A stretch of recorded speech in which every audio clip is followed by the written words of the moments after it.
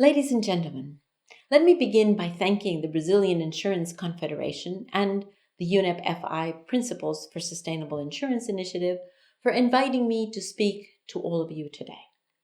I welcome this roundtable's timely discussion on harnessing insurance for sustainable development and applaud the efforts that you have made already to address both the challenge and the opportunity presented by climate change. As you know, this is a landmark year for the UN climate negotiations. In December, less than 3 months from now, governments from all over the world will meet in Paris to adopt a new universal climate change agreement. The objective is to put the world on a pathway to keep global temperature rise to below 2 degrees Celsius. Thankfully, the momentum towards achieving this goal has never been greater. For the first time in history, governments and private sector organizations are coming together to take action on climate change. This means that the independent commitments that countries are making, which are being submitted to form part of the Paris Agreement, are now being supported by bold private sector commitments that collectively will ensure our future prosperity. The essential ingredient underpinning this building momentum has been collaboration. The fact is, we can only successfully reduce emissions and take the necessary steps towards adaptation when all actors work in unison to set a long-term vision that will keep us within the 2-degree threshold. The Principles for Sustainable Insurance Initiative that you have proved so successful in implementing is one of the finest examples of this kind of collaboration.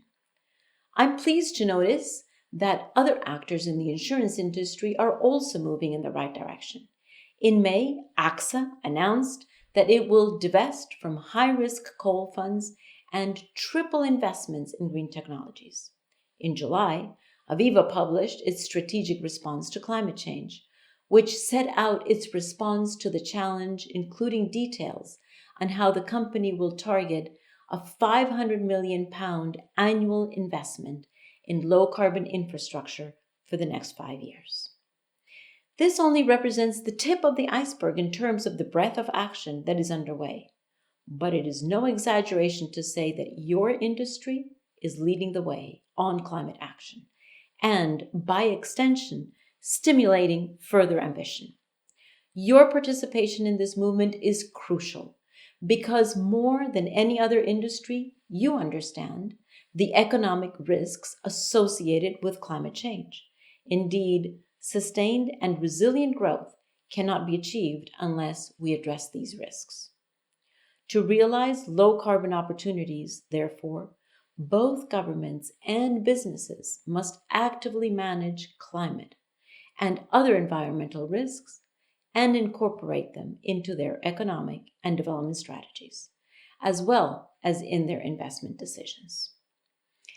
It is no secret that we live in an increasingly uncertain and interconnected world, and this demands that our socioeconomic systems be climate resilient, particularly to large-scale events such as hurricanes, typhoons, water crises, and other natural catastrophes. We can only build resilience by managing risks with foresight, flexibility, and above all, through collaboration. This is why the role of insurers is so important. You are best placed to extend the boundaries of insurability and develop solutions that will close the gap between economic and insured losses. It is this level of leadership that can facilitate the transition to a low-carbon economy and ultimately help to create a truly climate-resilient world.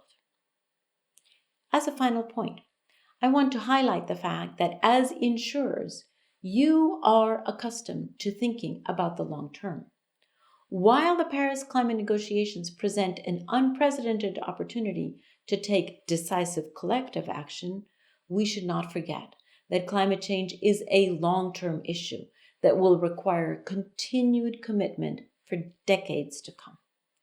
Today, therefore, I firstly want to express my admiration to you for the steps you have already taken towards being part of the solution to climate change. However, I also ask you to view Paris not as an endpoint, but rather as a foundation for the measures that need to be implemented in 2016 and beyond. You are in a unique position to demonstrate that this message has been received loud and clear. Together, we must, we can, and we will solve climate change. Ladies and gentlemen, I thank you all and wish you a very productive roundtable.